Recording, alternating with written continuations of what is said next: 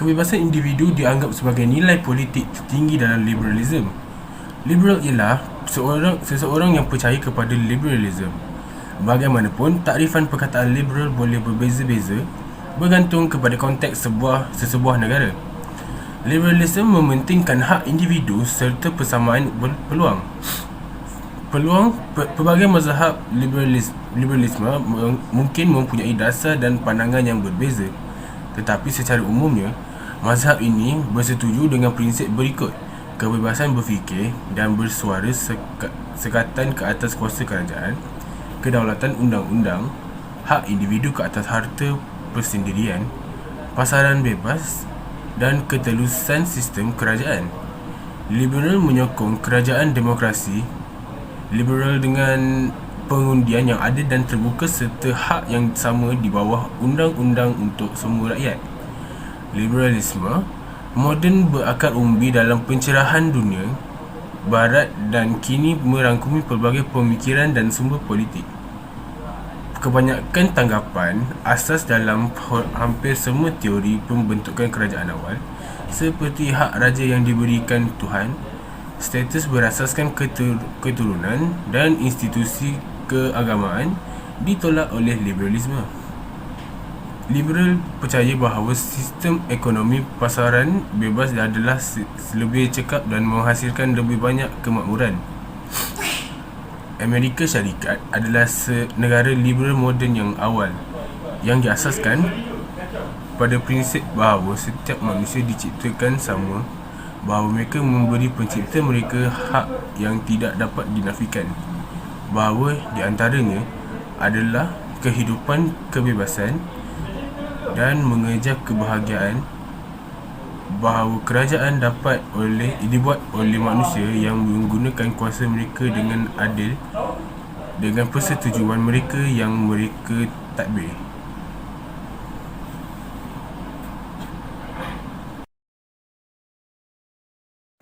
Okey, antara faktor-faktor liberalism yang terdapat di Malaysia adalah kerana di Malaysia, golongan Islam liberal ini telah bermula memperjuangkan pelbagai isu demi meluaskan konsep liberalisme. Okey. Agenda yang kumpulan ini menjalankan adalah memperjuangkan pluralisme agama dengan menyamakan semua agama demi menghapuskan kedudukan Islam sebagai agama yang paling benar.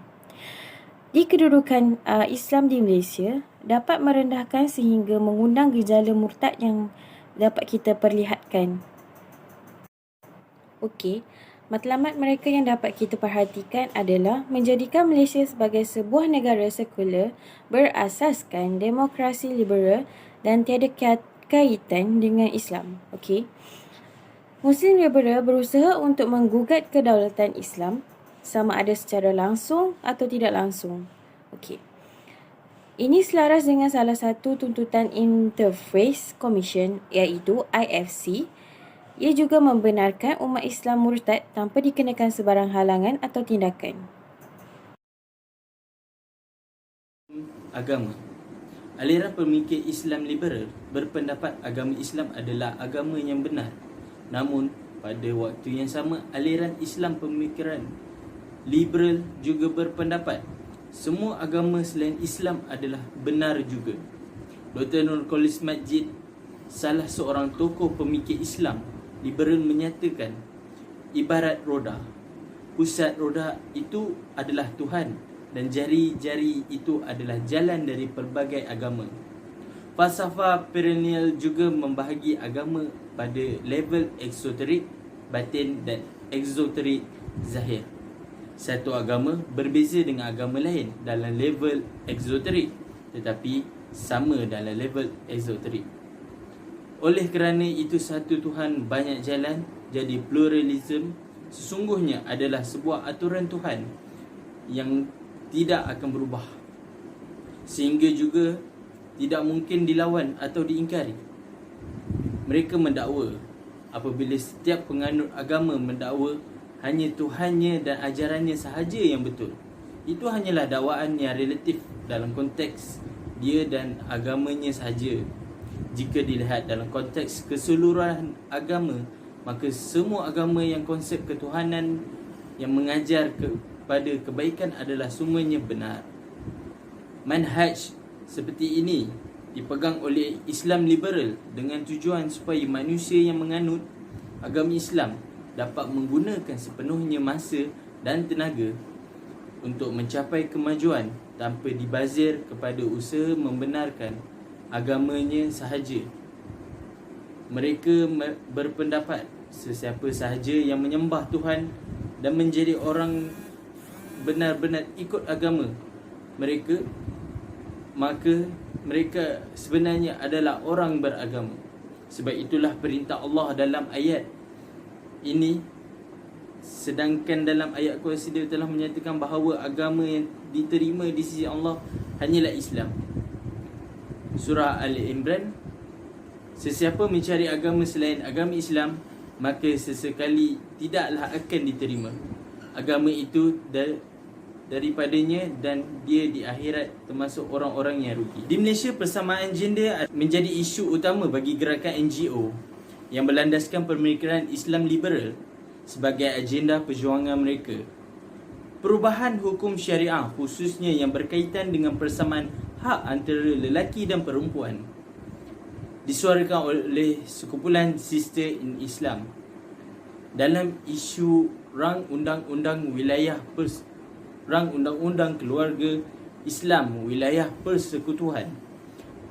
SIS bersama kumpulan NGO wanita yang lain telah menentang kuat rang undang-undang tersebut atas dakwaan kononnya ia akan menzalimi perempuan.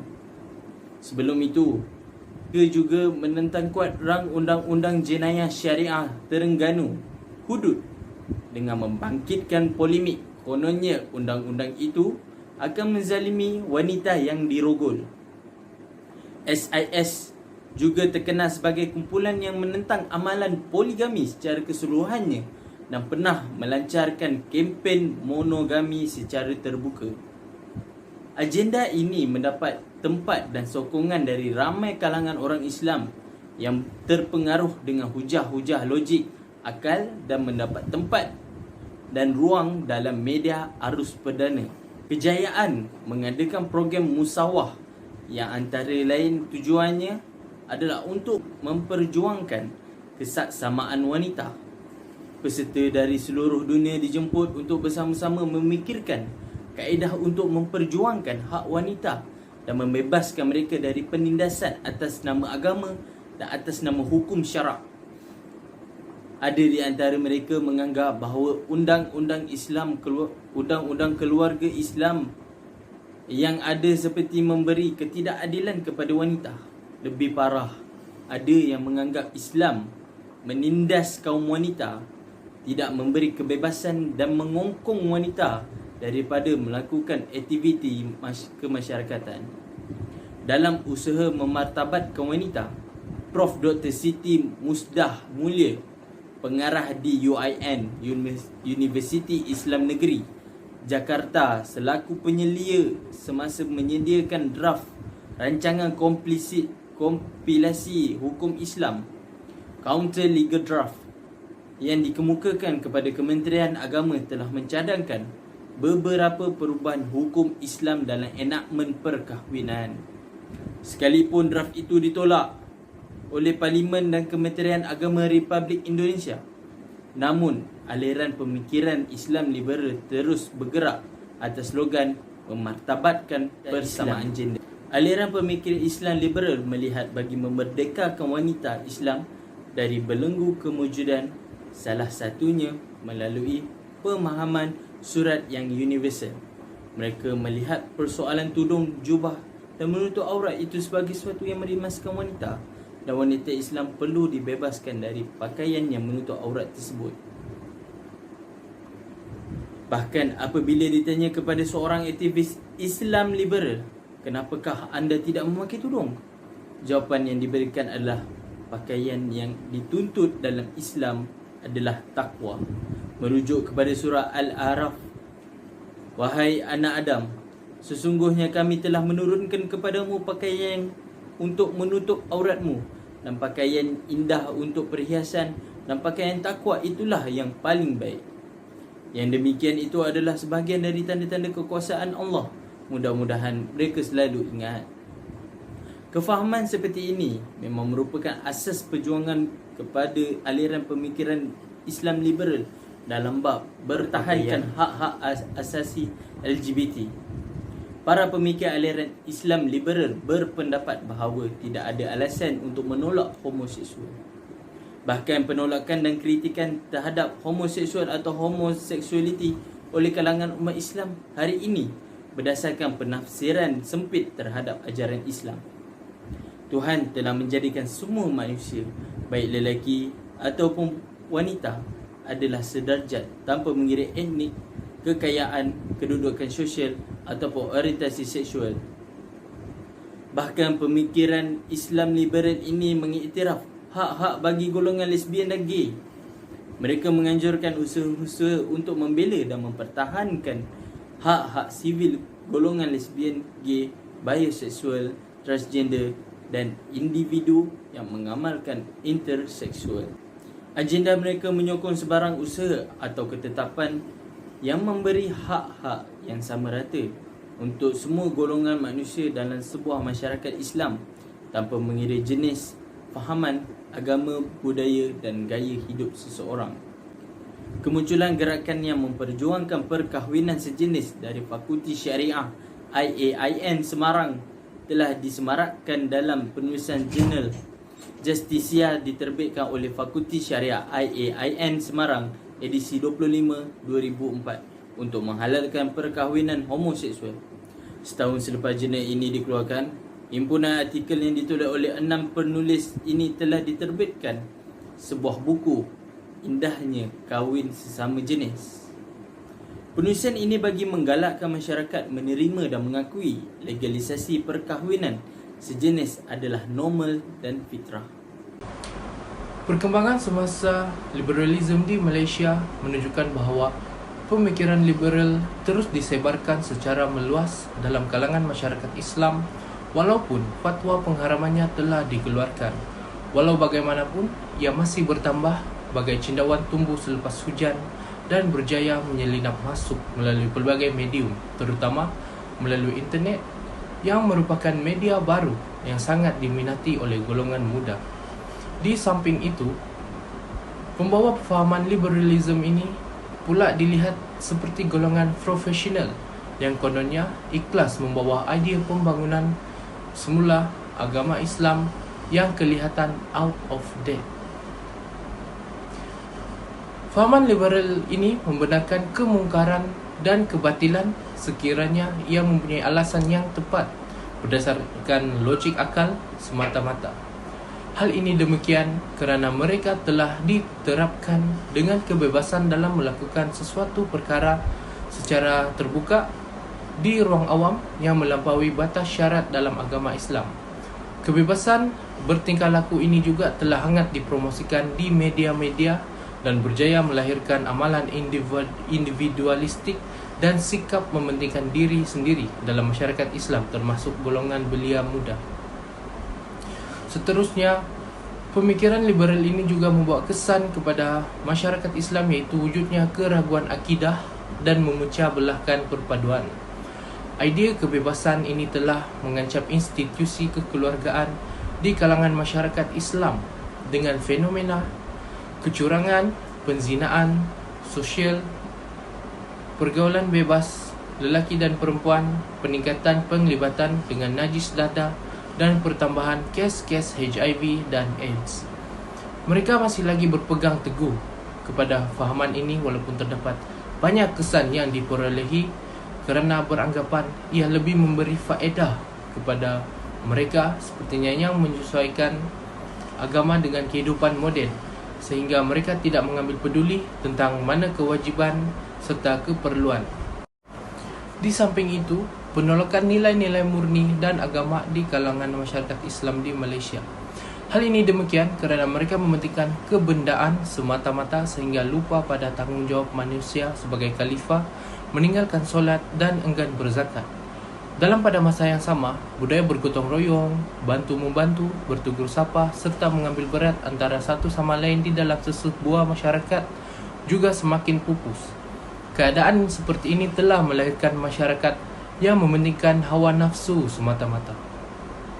Berlaku juga keraguan akan kesahihan sebahagian teks Al-Quran dan penyusunannya oleh golongan liberal di mana dapat menjejaskan kemurnian agama Islam. Mereka menganggap bahawa kenabian Rasulullah hanyalah semata-mata menggambarkan kemampuan seorang manusia yang mampu memimpin sesuatu kelompok tertentu. Malah bagi mereka, sesiapa sahaja mampu mengambil alih sifat nubuah apabila dapat memimpin manusia ke arah kebaikan. Mereka juga menggelar bahawa Rasulullah sebagai manusia yang biasa seperti umat lain yang tidak terlepas dari melakukan kesilapan.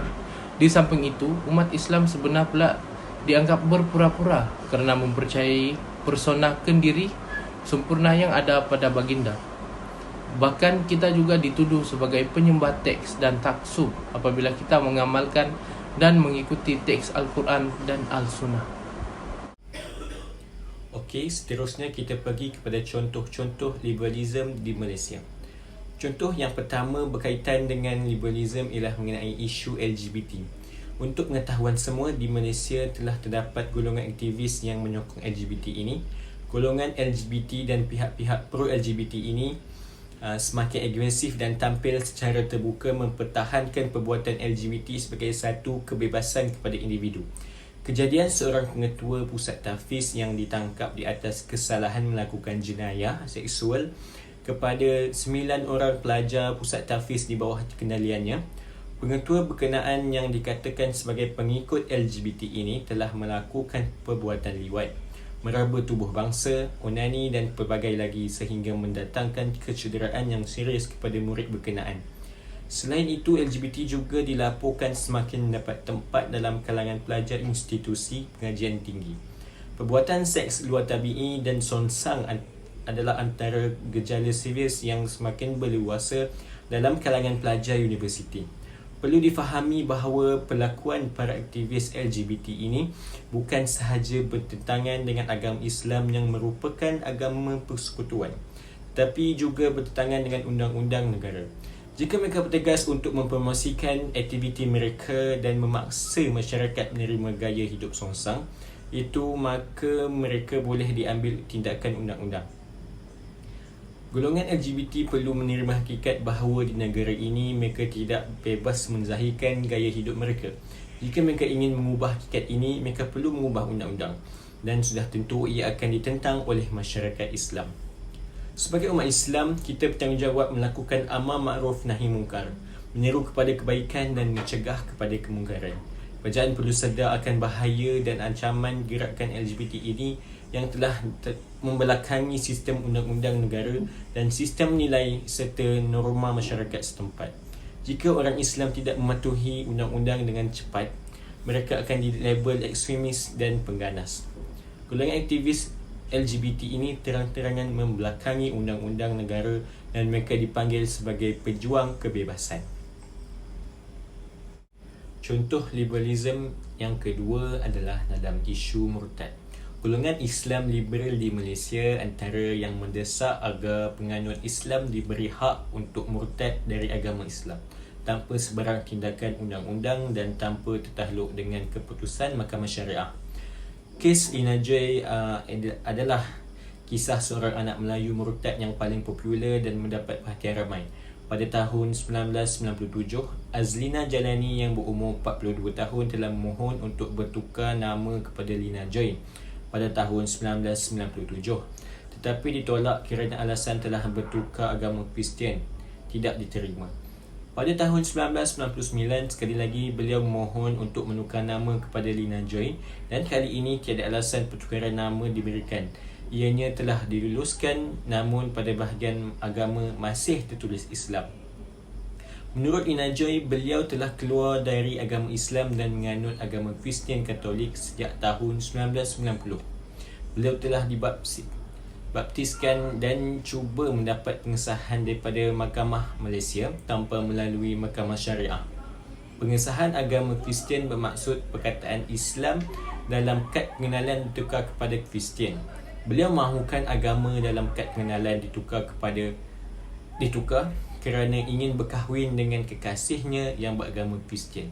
Bagi kelompok Islam liberal yang jahil ini, mereka berhujah bahawa hak untuk murtad menurut mereka adalah kebebasan beragama yang juga diakui oleh Al-Quran. Mereka menyalah tafsirkan ayat Allah yang berbunyi, tidak ada paksaan dalam agama. Surah Al-Baqarah ayat 256. Menurut tafsiran ulama tafsir yang tabar, ayat ini hanya terpakai bagi orang bukan Islam, yakni mereka tidak harus dipaksa untuk menganut agama Islam kecuali dengan kerelaan sendiri. Adapun bagi penganut Islam, maka mereka wajib beramal dengan segala tuntutan Islam termasuk tuntutan memelihara akidah dan iman. Contoh liberalism yang ketiga ialah dalam isu penggunaan kalimah Allah oleh orang bukan Islam. Penggunaan kalimah Allah oleh masyarakat Kristian telah dilakukan dalam tempoh yang lama tanpa sebarang konflik.